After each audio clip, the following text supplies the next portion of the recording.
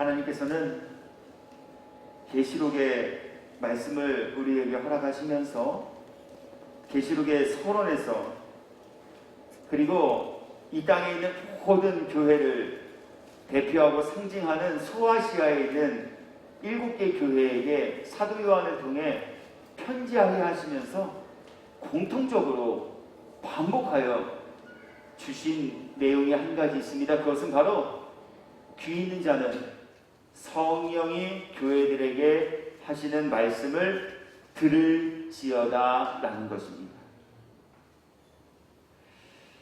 즉 하나님께서는 이 계시록의 말씀을요, 세상을 살아가는 사람들 혹은 교회 밖에서 예수님을 알지 못하고 믿지 못하는 사람들에게 주셨다라기보다는 하나님을 믿노라 말하며 일요일에 주일에 다른 곳에 있지 아니하고 교회에 나와서 하나님의 말씀을 전하고 듣는 우리 모두에게 허락하여 주신 말씀들이다라고 합니다. 제가 이것을 몇 차례 여러분들과 함께 나누는 이유가 있습니다. 저는 사실 이 하나님의 모든 말씀들은요, 예수님을 안 믿는 사람들에게 주시는 말씀인 줄 알았어요. 교회 밖에 있는 사람들에게 좀 듣고 교회에 나와서 예수님을 믿는 믿음을 가져라 하기 위해 주신 말씀인 줄 알았어요. 그런데 말씀들을 읽고 묵상하고 또 전하기 위해서 연구하다 보니까 모든 말씀의 청자, 즉 말씀을 들어야 할, 말씀을 받아야 할 이들은 교회 밖에 있는 이들이 아닌 나름대로 신앙을, 나름대로 믿음을 가졌다라고 말하는 교회 안에 속한 이들에게 주신 말씀들이 대부분이었다라고 하는 거예요.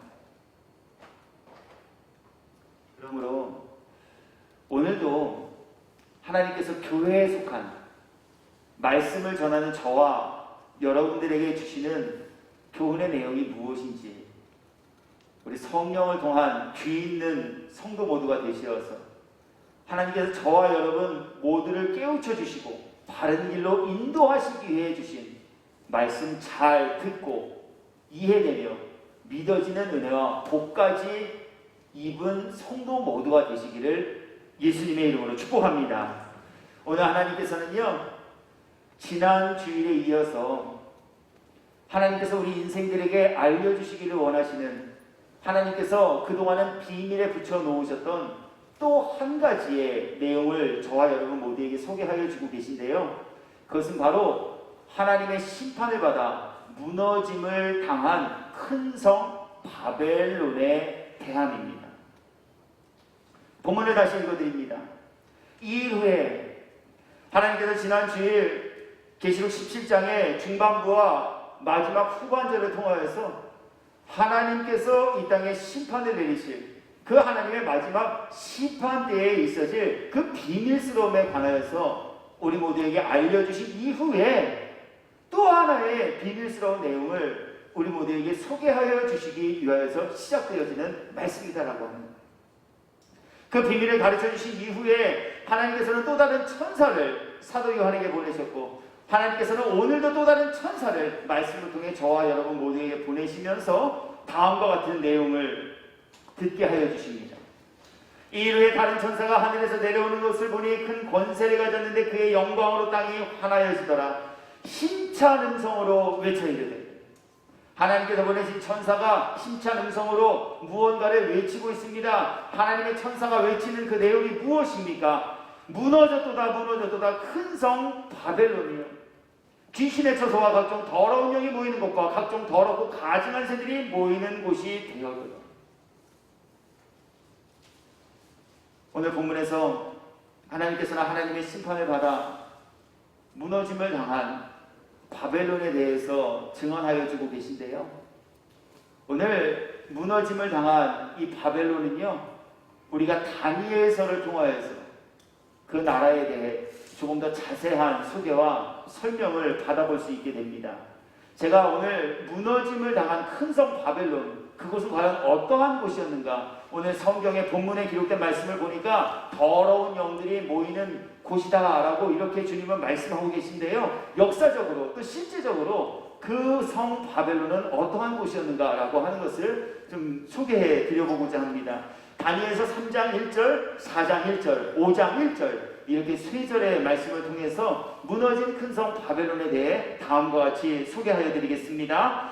느부갓네살 왕이 금으로 신상을 만들었으니, 신상이 있었던 나라입니다. 그런데 그 신상의 규모에 대해서 성경이 증언합니다. 높이는 60규빗이요 너비는 6규빗이라 그것을 바벨론 지방의 두라 평지에 세웠더라. 바벨론 지경 안에 있는 두라라는 평지가 있었습니다. 그곳에 바벨론을 통치하던 느부갓네살이라는 왕이 금신상을 세워 만들었는데요. 그 금신상의 규모가 무려 60규빗. 여기에서 규빗이라 하면요, 사람의 이 손끝부터 이 팔꿈치까지의 길이를 대략 나타내는, 길이를 측정하는 단위로 쓰인 것인데요. 약 46cm 정도가 1규빗이라고 합니다. 그냥 우리 계산하기 쉽게 45cm라고 우리 가정하고 60규빗이다라고 하면 약 20여 미터가 넘는 규모의 금신상이 세워졌던 그곳이 바벨론이라는 곳이에요. 무엇을 뜻합니까? 금으로 신상을 만들 만큼 많은 부를 축적하고 있었던 나라가 바로 바벨론이에요. 이 부를 어떻게 축적하게 되었을까요? 막강한 군사력으로요, 주변 국가들을 다 침략하여서 그 나라들로부터 조공을 받아 부를 축적하게 되었습니다. 막강한 군사력도 가지고 있었다는 거예요. 그래서 당시 이스라엘, 유다가 바벨론의 침공으로 인해 멸망을 당하게 되었고요. 약 70년 동안 유다인들이, 이스라엘 백성들이 이 바벨론의 포로 생활을 하는 기간을 보내게 되었습니다. 힘없으면 남의 나라 침공할 수 있나요? 없어요. 힘이 있어야 남의 나라와 전쟁도 할 수 있고요. 힘이 있어야 남의 나라와 전쟁에서 이길 수 있습니다. 군사력을 가진 나라라는 거예요. 부도 가지고 있었어요. 그 군사력과 그 부가 얼마만큼이었는가라고 하는 부분에 대해서 또 성경은 이렇게 증언합니다. 느부갓네살 왕은 천하에 거주하는 모든 백성들과 나라들과 각 언어를 말하는 자들에게 조서를 내립니다. 침략하여 속국으로 삼은 나라가 한둘이 아니라는 거예요. 천하 만민이에요. 각 나라의 말을 하는 사람들에게 오늘 친히 느부갓네살 왕이 조서를 내렸다는 얘기예요. 다니엘서 5장 1절 말씀도 읽어드릴게요. 바벨론의 벨사살이라는 왕이 또 즉위하였습니다. 그런데 벨사살 왕을 통하여서 바벨론의 국력과 바벨론의 부와 바벨론의 사치와 바벨론의 퇴폐한 문화가 어떠한지를 또 성경은 이렇게 증언하고 있습니다. 벨사살 왕이 그의 귀족 1000명을 위하여 큰 잔치를 베풀고 그 1000명 앞에서 술을 마십니다. 최소한 왕의 초청을 받아서 잔치에 참여할 귀족만 1000명. 그 잔치도 작은 잔치가 아닌 큰 잔치라 하였습니다. 이처럼 바벨론은 오늘 본문에서 증언하고 있는 것처럼 큰 성이라 불릴 만한 곳이었습니다. 막강한 세력을 가진 나라로서 당시 전 세계의 패권을 쥐어잡은 나라였습니다.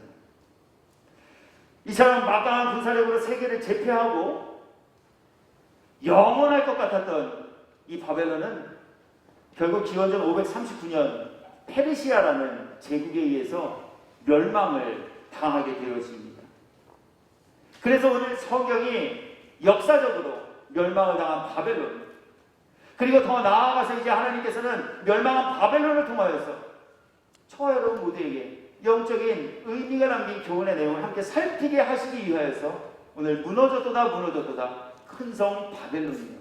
바벨론의 이야기를 저와 여러분 모두에게 소개하여 주고 계십니다. 그렇다면 오늘 주님께서는 이 역사적으로 흥망성쇠의 길을 걸은 바벨론의 이야기를 통하여서 저와 여러분 모두에게 어떠한 교훈 함께 살피기를 원하고 계실까라고 하는 거예요. 이걸 주님이 여기에 기록지 않으셔도 우리 역사, 세계사 공부하면 바벨론이 멸망하게 되어진 이야기 충분히 살펴볼 수 있게 돼요. 배움받을 수 있게 됩니다. 사실 성경보다 더 자세하게 우리는 역사적으로 고증되어진 내용을 가지고 객관화된 정보들을 얻을 수 있어요. 그럼에도 불구하고 하나님께서는 왜 오늘 바벨론을 큰 성이라 부르시며 그 큰 성이 하나님으로 인하여서 무너지게 되었다라는 이야기를 오늘 여기에 기록하여 놓고 계실까라고 합니다. 오늘 무너진 큰 성 바벨론을 통해 저와 여러분 모두에게 하나님께서 주시는 이 교훈을 우리가 좀 더 바르고 또 깊이 있게 묵상하고 살피기 위해서는요, 먼저 또 다른 곳에서 하나님께서 증언하고 계신 무너짐을 당할 곳, 그리고 무너짐을 당한 곳에 대해 주시는 말씀을 더불어 살펴보셔야 할 필요가 있습니다. 예수님께서는 이 땅에 오셔서 당신의 죽으심을 예고하실 뿐만이 아니라 예수님께서는 당신의 십자가 사역 이후에 장차 이 땅에 어떠한 일들이 일어나게 될 것인가 라고 하는 부분에 관하여서도 예언하여 주셨습니다. 그 내용은 마태복음 24장에 보다 자세하게 소개되어지고 있는데요. 예수님께서 마태복음 24장에서 말세에 나타날 징조에 관하여서 여러 가지의 것들을 말씀해 주시기 전에 바로 제일 먼저 알려주신 내용이 있는데 그것은 바로 예루살렘 성전이 무너지게 될 것이다 라는 내용이었습니다. 마태복음 24장 1절과 2절의 말씀을 읽어드립니다. 예수께서 성전에서 나와서 가실 때 제자들이 성전 건물을 가리켜 보이려고 나오니 대답하여 이르시되 너희가 이 모든 것을 보지 못하느냐? 내가 진실로 너희에게 이르노니 돌 하나도 돌 위에 남지 아니하고 다 무너뜨려지리라.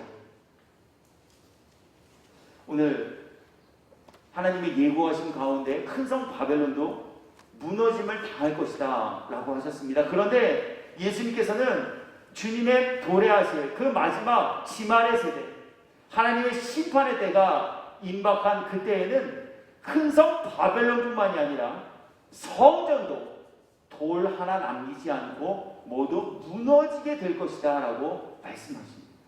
무너짐을 당할 곳이 두 곳이에요. 바벨론과 성전이에요. 즉 하나님의 심판의 때에는요, 또 하나님께서 심판하실 곳은요, 견고하고 큰 성 바벨론뿐만이 아니라 성전에게도 하나님의 심판이 미치게 되어져 성전도 무너지는 일이 있어지게 될 거예요. 여기서 무너짐을 예고받은 성전은 어떠한 곳입니까? 성전은요, 우리 눈에 보이지 않는 하나님께서 우리 사람들과 함께 하신다라고 하는 것을 우리 사람으로 하여금 날마다 기억하고 기념하게 하기 위하여 지어진 상징을 가진 건축물이 바로 성전입니다. 주님은 성전뿐만이 아니라 다른 곳에도 거주하고 다른 곳에서도 주님의 뜻을 이뤄가는 일들을 이루시지만 주님은 성전에서 성전에 나온 이들과 함께 동행하시면서 성전을 통해 하나님의 은혜와 사랑을 나누는 일들도 하게 하는 장소로 사용하신다라고 하는 이야기. 성전은 그런 곳이에요. 또 성전은 어떤 곳입니까? 성전은요, 모여 하나님을 예배하는 장소로서 사용되는 곳이에요. 오늘날로 굳이 말하자면 교회를 뜻하는 것이겠죠. 뿐만 아니라 주님은 성전이 건물에만 국한되어져 있지 않고 성령이 거하시는 각 사람의 심령도 성전이라 하셨어요. 그런데 주님께서는 주님의 다시 오심의 때가 가까워질 때에는, 그리고 하나님의 마지막 최후의 심판이 이 땅에 내려질 그때에는 크고 견고했던 막강한 군사력과 많은 불을 가지고 있었던 이 세상 것들뿐만이 아니라 하나님을 예배하고 하나님의 은혜와 사랑을 나누는 일을 행하는 이 성전까지도 무너뜨려지게 될 것이다. 오늘 말씀하고 계시다는 거예요. 바벨론은 그렇다 칩시다. 오늘 말씀에도 보니까 금신상도 세운 나라고 각종 귀신의 초소와 또 가증한 것이 모이는 장소로 쓰임 받게 되어진 곳이었으니 뭐 여기야 우리가 굳이 성경을 이때여서 찾아보지 않아도 하나님의 심판이 임하게 될 곳이 맞구나. 뭐 우리 이 정도는 다 이해하고 공감할 교훈이자 내용이라고 우리 그렇게 칩시다. 그런데 주님은 이 큰 성 바벨론뿐만이 아니라 친히 예수님의 입을 열어서 하나님을 예배하는 공간으로서의 성전도 돌 하나 남기지 않고 무너뜨려짐을 당하게 될 것이다. 말씀하고 계시다는 거예요. 무엇 때문일까요? 왜 하나님께서는 하나님을 예배하는 장소로 쓰임받는 성전이 무너뜨려지게 될 것이다 예고하고 계실까요? 저는 이제 그에 관하여서 저와 여러분 모두에게 주시는 교훈의 내용을 함께 살피면서 은혜를 나누려고 하는 것입니다. 먼저 하나님께서는 성전이 바벨론과 같이 무너지게 되어질 이유에 관하여서 기도가 멈추게 되었기 때문이다 라고 알려주십니다. 바꾸어 말하면요, 기도가 멈춰진 교회는 무너짐을 당하게 될 것이다 라는 경고의 말씀이에요. 왜 그렇습니까? 교회는요, 만민이 기도하는 집으로 사용하시기 위해 주님이 세워주신 주님의 몸이기 때문에 그렇습니다. 마태복음 21장 13절 말씀 읽어드릴게요. 우리 예수님 십자가 사역을 감당하시기 위해 예루살렘에 입성하시고 예루살렘에 입성하셔서 제일 먼저 찾으시고 하신 일은요, 예루살렘 성전을 방문하시고 성전을 정화하신 일이에요. 그곳에서 주님이 성전 안에 머물렀던 사람들에게 주신 말씀을 우리는 귀담아 들어야 합니다. 왜냐하면 우리도 성전 안에 머물러 있는 이들이기 때문입니다. 주님이 교회밖에 아닌 성전 안에 있는 이들에게 무엇이라고 말씀하셨습니까? 그들에게 이르시되 기록된 바 내 집은 만민이 기도하는 집이라 일컬음을 받으리라 하였거늘 너희는 강도의 소굴을 만드는도다 하시니. 교회는 기도하기 위해 세워진 곳이며 그렇기에 교회를 통하여서는 기도하는 일들, 기도의 소리가 끊이지 않아야 함을 우리 주님은 말씀하고 계시죠. 그런데 오늘 성전 안에서 거주하고 있었으나 머물고 있었으나 교회의 본질을 망각해버린, 그래서 교회를 강도의 구렬로 만들어버린 이 사람들을 주님은 책망하십니다. 바로 주님이 다시 오실 그때 교회의 본질을 망각한 이 교회는 아무리 화려하고 큰 성 바벨론과 같이 견고하고 아름답다 할지라도 결국은 하나님의 심판을 면하지 못하고 무너짐을 당하게 될 것이다 라고 하는 것을 우리 모두에게 교훈하고 계시죠. 성전은 기도하는 집으로서 기도가 끊이지 아니하고 기도의 소리가 들려야 함에도 불구하고 우리가 다 공감하고 우리가 다 목격하듯이 오늘날 교회들에게서 점점 기도의 소리와 기도하는 시간들이 줄어들고 있는 게 현실입니다. 기도하자 해도 모이지 않아요. 기도하자 해도 기도하지 않아요. 기도할 시간이 없어서 기도하지 못합니까? 기도할 장소가 없어서 기도하지 못합니까? 장소도 있어요. 교회가 시간도 다 마련해서 제공하고 있어요. 기도하지 않아요. 핑계해요. 내가 교회에 나가지 않아도 다 알아서 집에서 기도합니다. 집에서 알아서 기도할 것이라면 굳이 주님이 만민이 기도하는 집으로서 교회를 세울 아무런 이유가 없으셨겠죠. 그러나 점점 기도하지 않아요. 목사도 기도하지 않아요. 성도들도 기도하지 않아요. 저는 지난 주간 교회가 허락해 주신 시간 동안 교회를 떠나서 지내면서 어떤 목사님 한 분을 만나 대화할 수 있는 시간을 갖게 되었습니다. 제가 그분과 만나서 이런저런 목회에 관한 이야기를 하다가 이런 이야기를 그분께 드리게 되었습니다. 목사님, 교회 안에서 거짓말을 제일 많이 하는 사람은 목사인 것 같아요. 특히 어떤 거짓말이냐 하면 성도의 소식 듣고 성도와 함께 대화하고 난 이후에 꼭 성도에게 마지막으로 네, 기도할게요. 제 자신을 돌아봤어요. 제가 성도들에게 그렇게 네, 기도하겠습니다. 네, 기도할게요. 이렇게 말해놓고 나는 정말 얼마나 그 약속을 스스로와 하나님 앞에서 지켰는가. 그냥 인사치레가 되어버렸어요. 그냥 교회 안에 모인 사람들 가운데 인사치레가 네, 기도할게요. 정말 기도하시느냐라고 하는 거예요. 나와 하나님의 나라와 교회와 나와 함께 신앙생활을 하도록 나의 영적인 동반자들로 만나게 해주시고 함께 교제하게 하신 이 지체들, 성도는 목사를, 목사는 성도를 위하여 우리 서로 중보하며 기도하고 있는가라고 하는 거예요.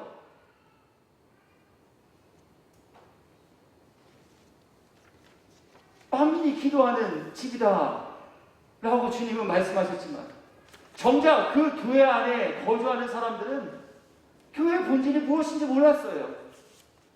그렇게 기도하지 않았어요.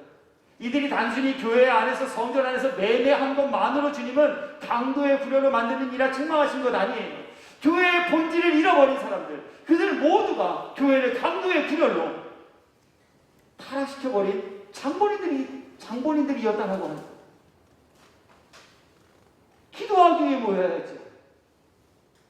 그리고 모이면 기도해야죠.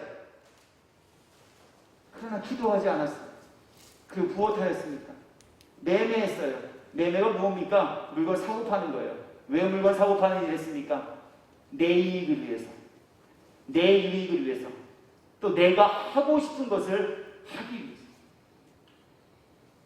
하나님을 기쁘시게 해드리는 삶을 살아도 부족함이 많은 우리 인생들이 하나님의 기쁨이 되어진 일들보다는 내가 하고 싶은 일, 내 마음에 드는 일, 그 일들을 하면서 살아가고 있지만 몸은, 우리의 육체는 그냥 교회 안에, 성전 안에 습관적으로 모여 있었다는 거예요.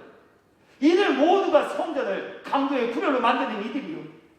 이러한 이들이 모인 성전은 아무리 크고 화려하고 하나님을 예배하는 공간으로서 사용되어지고 있는 것처럼 보일지라도 최후에는 하나님의 심판을 받아 무너짐을 당하게 될 것이다라고 하는 교훈을 우리 모두에게 허락하여 주고 계시다라고 하는 거예요. 두 번째, 바벨론은 그렇다 쳐도 주님은 성전 또한 무너짐을 당하게 되어질 것이다라는 이 예고의 말씀을 통해 성전이 무너지게 되어질 이유는 바로 찬양이 멈춰졌기 때문이다라고 하십니다. 마태복음 21장 13절 말씀, 마태복음 21장 15절 말씀을 읽어드릴게요. 대제사장들과 서기관들이 예수께서 하시는 이상한 일과 또 성전에서 소리질러 호산나 다윗의 자손이여 하는 어린이들을 보고 노하여. 성전은 하나님을 찬양하는 곳이 되어야 합니다. 그런데 오늘 하나님을 찬양하기 위하여 호산나 다윗의 왕이 힘껏 소리 지르는 이들을 보면서 대제사장과 서기관들이 노했다, 이렇게 증언합니다. 다 아시죠? 오늘 찬양하는 이들을 보면서 노함을 말한 대제사장과 서기관들은요, 그냥 오늘날 우리 이해를 쉽게 돕기 위해서 교회 목사들이에요. 교회 장로님들이에요. 교회 권사님들이에요. 교회 집사님들이에요. 찬양하지 않는 이들과 함께 찬양하기를 권면해도 부족함이 많은 우리 인생들이, 오히려 하나님을 찬양하는 이들을 보면서 노를 바라고 그들의 찬양을 중단시키는 이러한 이들이 모인 교회는요, 아무리 화려한 외형을 갖춘 교회라 할지라도, 아무리 재정적으로 탄탄함을 유지하고 있는 교회라 할지라도, 결국 마지막 하나님의 심판의 날에는요, 하나님께로부터 심판을 받아 무너짐을 당하게 될 것이다 라고 주님은 오늘 경고하고 계시다는 거예요. 여기서 찬양이 무엇입니까? 찬양은요, 단순히 노래로, 곡조로 하나님께 영광을 올려드리는 행위만을 뜻하지 않아요. 찬양은요, 우리 사람이 하나님께 영광을 올려드리기 위하여서 행하는 일체의 모든 행동들을 뜻해요.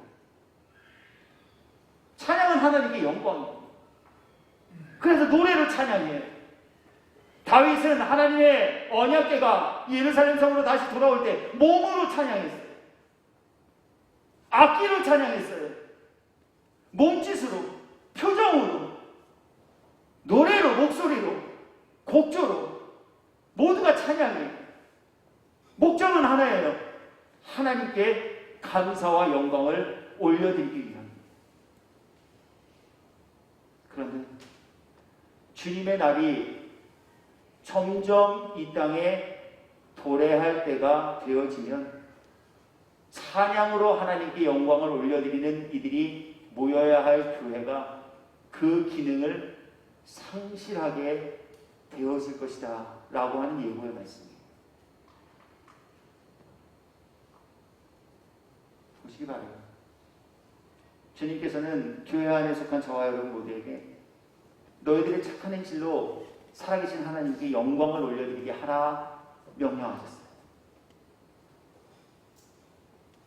성도라면 하나님을 믿는 믿음을 바르고 견고하게 세워갈 뿐 아니라 성도로서의 합당한 증거, 그리고 성도로서의 합당한 삶으로 하나님께 영광, 만나는 모든 이들에게 유익과 행복을 전해주는 일을 감당해야 할 책임과 의무와 사명을 받은 이들입니다.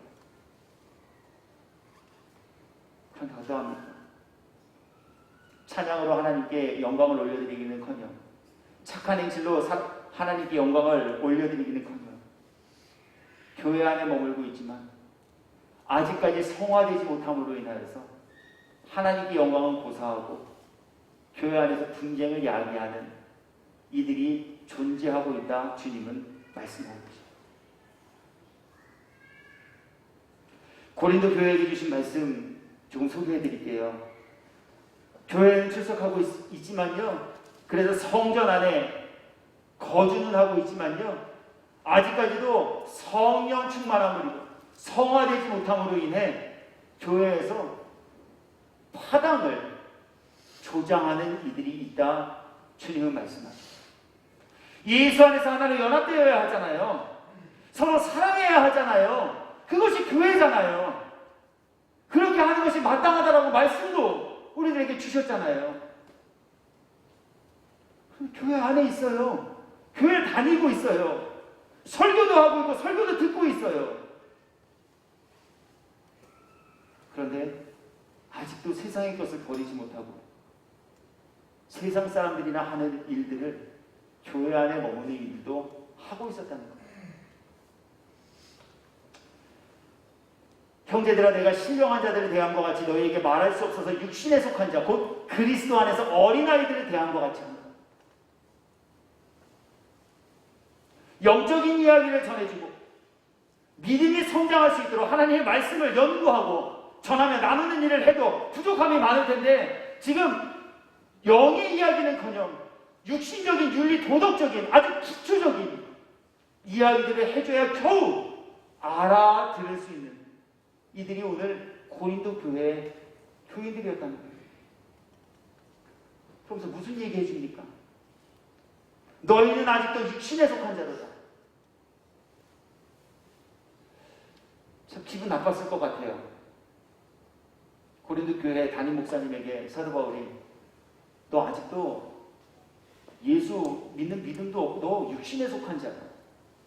주님이 성령을 통해 저에게 변영신 너 목사지만 너 설교하고 있지만 내가 보기에 너 아직 영적으로는 아직 깨어있지도 못한 사람이야. 너한테는 윤리 도덕적인 이야기나 해야 겨우 알아들 법한 너 아직까지도 미성숙한 사람이야. 너 예수 안에 속한 인간이 아니라 너 아직도 세상 속에 속해 있어. 이렇게 얘기하신다면 얼마나 기분 나쁘겠어요. 얼마나 맥빠지겠어요. 그런데 오늘 하나님께서 사도 바울을 통해 고린도 교회 목사님 교인들에게 그렇게 얘기하고 있다는 거예요. 너희는 아직도 육신에 속한 자로다. 육신 가운데 속했기 때문에 어떠한 삶의 증거들이 이들에게서 나타나게 되었습니까? 너희 가운데 시기와 분쟁이 있으니 어찌 육신에 속하여 사람을 따라 행함이 아니니. 설교는 사랑합시다. 예배 끝나고 사랑합니다. 형제님, 자매님, 장로님, 권사님, 집사님, 성도님. 그러나 정작 그들의 내면과 그들의 실제적인 삶을 파헤쳐보니 아직까지도 시기와 분쟁이 그들 가운데 멈춰지지 않고 있었다는 거예요. 팔을 나눠요. 바울 목사님 파, 예수님 파, 아볼로 목사님 파.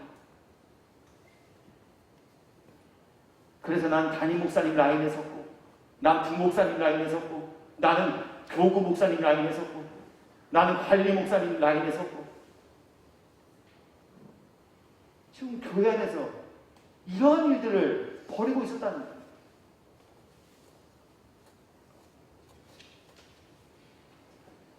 사장 5절 말씀도 읽어드릴게요. 그러므로 때가 이르기 전 곧 주께서 오시기까지 아무것도 판단하지 말라. 그가 어둠에 감추인 것들을 드러내고 마음의 뜻을 나타내시리니 그때 각 사람에게 하나님으로부터 칭찬이 있으리라. 교회 안에 있었지만 사랑은 허다한 죄와 허물도 덮는다라고 설교하고 설교 들었지만 돌아서서는 만날 판단해요. 저 인간 저거 못 쓰겠어. 집사식이나 돼서 뭐 권사식이나 돼서 저래. 무슨 목사가 저래. 미워해요. 시기해요. 질투해요. 그러다 보니까 만날 싸워요. 만날 다툼이 있어요. 어디서요? 교회 안에서 말이에요. 또 한 곳의 말씀을 읽어드릴게요. 교회 안에 머물고 있는데요. 세상 사람들도 하지 않을 죄를 범하며 사는 이들도 있다고 하죠. 고린도전서 5장 1절 말씀이에요. 너희 중에, 너희가 누구예요? 고린도 교회 교인 중에, 이런 뜻이에요. 어쩌면 오늘 주님은 이 말씀을 통해 장수교회 너희 중에 라고 말씀하고 계신지도 몰라요. 어떤 일들이 있었대요. 심지어예요. 하다 이제는 이것까지라는 뜻 아니겠습니까? 심지어 음행이 있다 하면 들으니 그런 음행도 그냥 음행이 아니에요. 그런 음행이에요. 어떤 음행이에요? 누가 그 아버지의 아내를 취하였다는 겁니다. 교회 다니는데 목사인데 직분자인데 세상 사람들도 하지 않을 윤리 도덕적으로 타락한 심지어 근친상간의 죄까지도 서슴지 않고 버리는 이들이 어디 안에요? 교도소 안에요? 법원 안에요? 구치소 안에요? 아니요. 교회 안에요.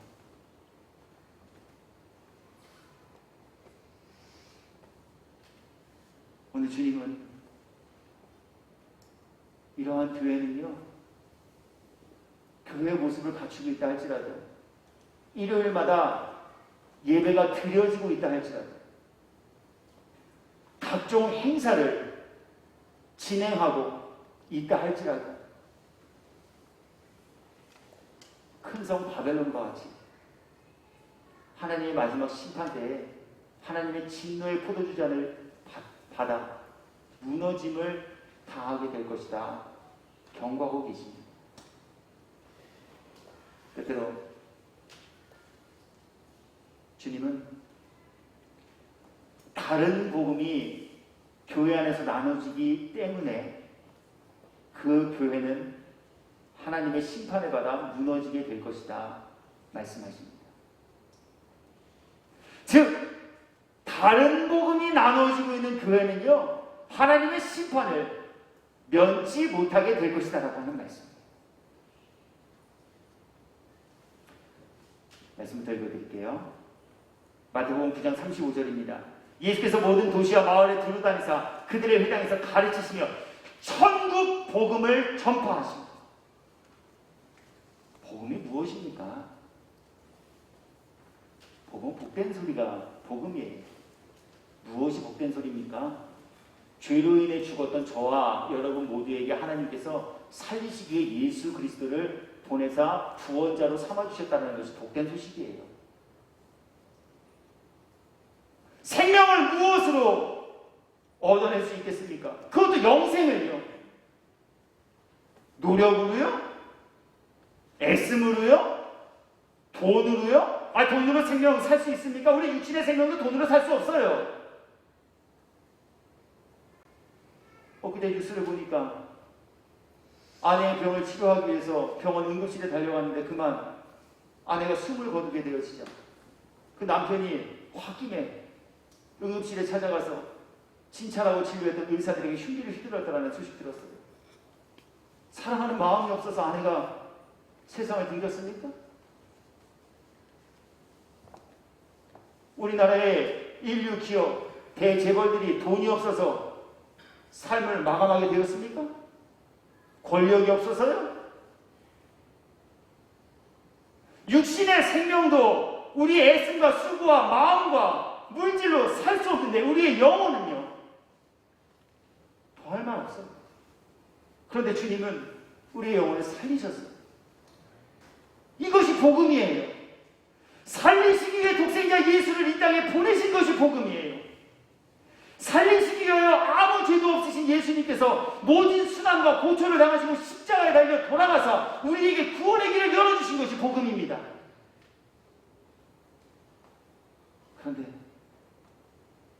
주님의 다시 오심의 때가 점점 가까워질수록 이 복음이 전파되어져야 할 교회에서 이 복음이 다 훼손되어지고 다른 복음들이 전파되어지게 될 것이다 주님은 말씀하시며 바로 이러한 모든 교회는 교회의 모습을 갖추고 있더라도 하나님의 최후의 심판을 받아 무너짐을 당하게 될 것이다 경고하고 계시다는 거예요. 성경 몇 권 읽어드릴게요. 갈라디아서 1장 7절입니다. 다른 복음은 없나니 갈라디아 교회에 오는 사도 바울이 이야기합니다. 다른 복음은 없대요. 이 말은 무엇을 시사합니까? 지금 갈라디아 교회 안에 다른 복음이 들어와 있다는 얘기예요. 그래서 그 갈라디아 교인들에게 다른 복음에 현혹되지 말라. 다른 복음에 현혹되지 않게 하시기 위하여 다른 복음은 없다 라고 규정하고 있는 거예요. 다만 어떤 사람들이 너희를 교란하여 그리스도의 복음을 변하게 하려 할 뿐이지 다른 복음은 없다는 거예요. 복음은 오직 하나, 하나님의 은혜와 사랑, 우리의 죽었던 영혼을 살리신 하나님의 놀라우신 기적과 이적 행하심, 그것이 오직 순수한 복음이 우리를 믿음으로 구원에 이르게 할 하나님의 말씀이다라고 하는 거예요. 그런데 교회 안에 다른 복음들이 전해지기 시작했어요. 은혜 안 받아도 열심히 하면 천국 갈 수 있어요. 뭐 좀 덜해도 헌금하면 연옥에서 천국으로 올라갈 수 있어요. 이것이 중세시대 로마 카톨릭에서 가르쳤던 복음이에요. 남 얘기가 아니에요. 전혀 없었던 얘기가 아니라니까요. 먼 시절 이전에만 있었던 얘기 아니에요. 오늘날에도 그래요.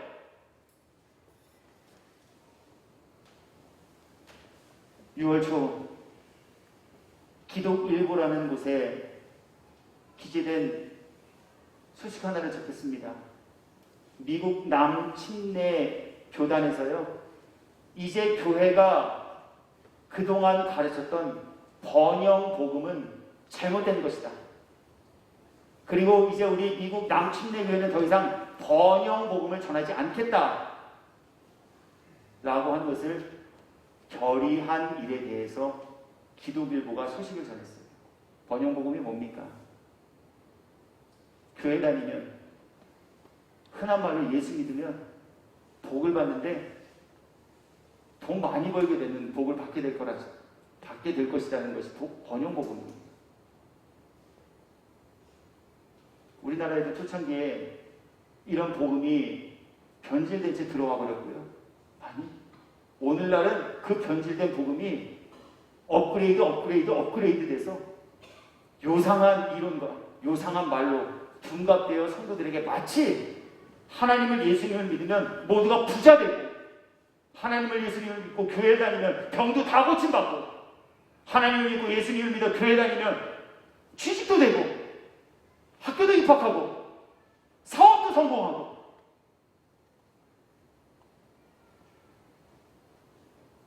이게 다른 복음이에요. 성경에 어디 이런 얘기했습니까? 나사로 천국 가셨잖아요. 아브라함 품에 안겼잖아요. 그렇다면 결국 나사로는 살아생전 예수님 믿음 가지신 분이라는 것 아니에요? 맞잖아요. 근데 나사로 세상에서 어떻게 사셨나요? 거지로 사셨어요. 얼마나 거지셨냐면요, 얼마나 가난하셨냐면요, 남의 집 상에서 떨어지는 걸로 배불려야 할 정도로 가난하셨어요. 왜요? 예수님 믿었는데 왜 가난했어요?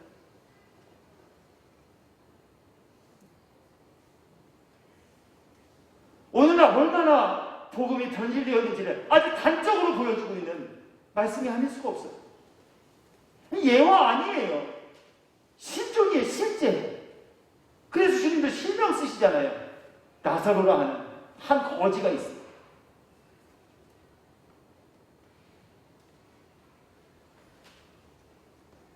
오늘 교회 안에서 이런 복음들이 전해지고 있다는 거예요.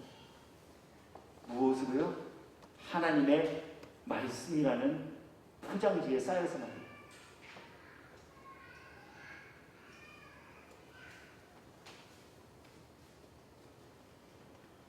계시록 2장 14절과 2장 10절 말씀 읽어드릴게요. 그래서 주님이 교회들에게 다른 복음이 전해짐을 이미 경고하셨어요. 교회 안에서 다른 복음이 전해지고 있음을 주님은 듣고 보고 계셨어요. 버가모라는 교회에게 주신 말씀이에요. 계시록 2장 14절입니다. 그러나 네게 두어 가지 책망할 것이 있나니, 주님의 책망을 받을 일이에요. 주님이 이것을 가지고 책망하시겠다는 거예요. 무엇입니까?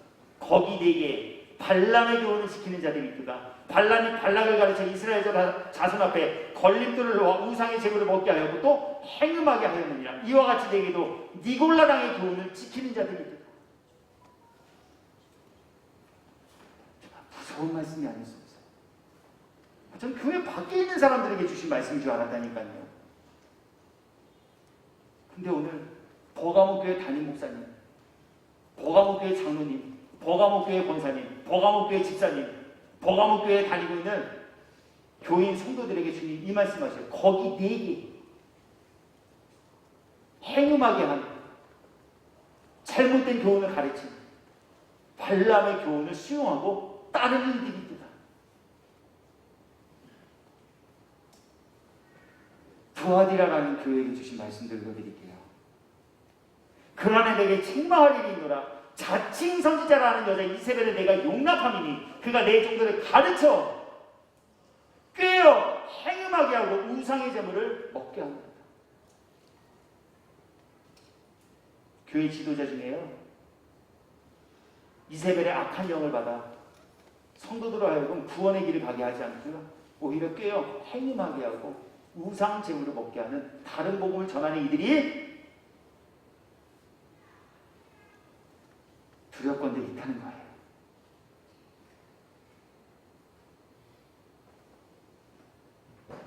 이 모든 교회들, 교회의 모습 갖추고 있으나 결국 하나님의 심판을 받아 무너짐을 당하게 될 것이다. 주님 말씀하십니다. 그러므로 오늘 저와 여러분이 속한 이 기독교 대한감리의 장수교회는 하나님의 책망과 하나님의 심판을 받는 교회 아니에요. 하나님의 칭찬을 받는, 하나님께서 잘했다 인정하시는 교회가 되라 하심을 우리 모두에게 교훈의 내용으로 살피게 하여 주셨습니다. 이 일을 위해 제가 이 일을 위해 여러분 모두께서 그러므로 다른 것에 현혹되어지지 마시고 믿음을 바르게 그리고 견고히 잘 세우시고 믿음으로 말미암아 우리 하나님 기쁘시게 드리는 성도, 목사, 교회 그리고 믿음으로 말미암아 믿음의 결국 영혼이 구원에 이르는 은혜와 복을 입은 모든 천국 백성, 천국에 속한 천국 시민들 되어 계시기를 예수님의 이름으로 축복합니다. 전 말씀 정리해요. 저는요, 여러분들은 어떤 것을 생각하시고 어떤 것을 느끼셨는지 모르겠지만 전 목사로서 그냥 이런 것 하나 제일 크게 느꼈어요. 코로나 팬데믹을 겪으면서 전 사실 하나님의 말씀들이 어떻게 성취되어질까라고 하는 것에 물음표 찍었던 것도 있어요. 어떻게 하는데 3분의 1이 뭐 피로 변하고 이거 어떻게 이렇게 돼? 에이, 이거 그냥 상징적인 얘기 아니야. 예수님 제자들도 그랬을 거예요. 예루살렘 성전이 무너지게 아유 예수님 이거 세우는데 몇십 년이 걸리는 이거 얼마나 견고하게 세우는 이게 어떻게 돌 하나도 남기지 않고 다 무너져요? 에이, 이해되지 않았어요. 그냥 상징일 것이라고 생각했어요. 그런데 이번에 코로나 이 시국을 보내면서 아 주님의 말씀대로 하나님의 성전도 이렇게 무너질 수 있겠구나라고 하는 것 전 깨달았어요.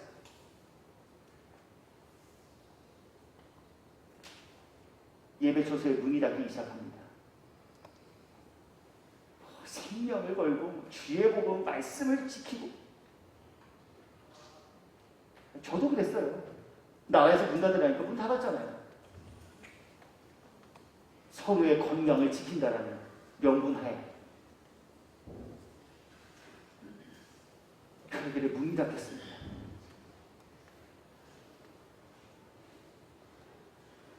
그래도 예배는 드려야 한다라고 하는 그 일념으로 비대면 영상이라는 매체를 통해 예배가 변형되어 드리게 되었습니다. 처음에 한두 주는 차를 입고 경건하게 그 시간에 무릎 꿇고 화면 보면서 예배 드렸어요. 그런데요, 한 달이 되고 두 달이 지나니까 그냥 틀어놓고 설거지하고 틀어놓고 밥 먹고 남의 얘기 아니에요. 저희 아버지 어머니 얘기예요. 당신들 그러셨대요. 저희 아버지 목사였어요.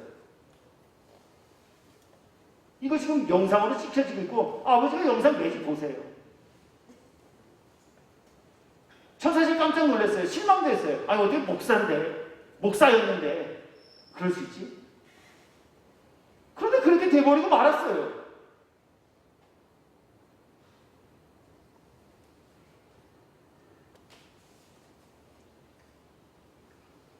모이려고 마음만 먹으면 사실 예배드림이 우리 인생에 있어서 영혼을 살찌우고 살리는 가장 귀한 일이라는 깨달음과 믿음만 있다면 어떠한 환경에서도 모일 수 있었고 예배할 수 있었고 기도할 수 있었고 찬양할 수 있었지만 하지 않았어요. 다 핑계만 댔어요. 교회도 목사도 성도도.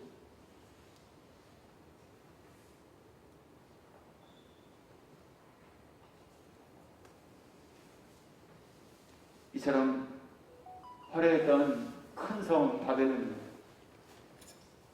귀신의 처소가 되어지자 그 무한한 영광이 하루아침에 다 무너뜨려져 역사의 저편으로 사라져 버렸던 것처럼 주님은 이 땅에 있는 교회들 100명이 모이고 1000명이 모이고 10,000명이 모이고 10만 명이 모이는 큰 교세를 자랑하는 교회들 이러한 교회들조차도 교회의 본질을 망각해버리고 기도가 끊기고 찬양의 소리가 중단되고 다른 복음이 전하게 되어지면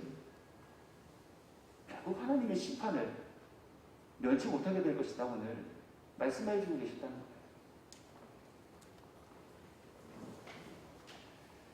망하는 교회가 아닌 흥하는 우리 장수교회가 되기를 원합니다. 우리 이 일을 위해서 주님 주신 말씀 읽어드리고 말씀 마칩니다. 히브리서 10장 25절입니다. 모이기를 패하는 어떤 사람들의 습관과 같이 하지 말고 오직 권하여 그날이 가까움을 볼수록 더욱 모이기에 힘쓰자. 말씀 따라 순종하는 저와 여러분 되기를 예수 그리스도의 이름으로 축원합니다.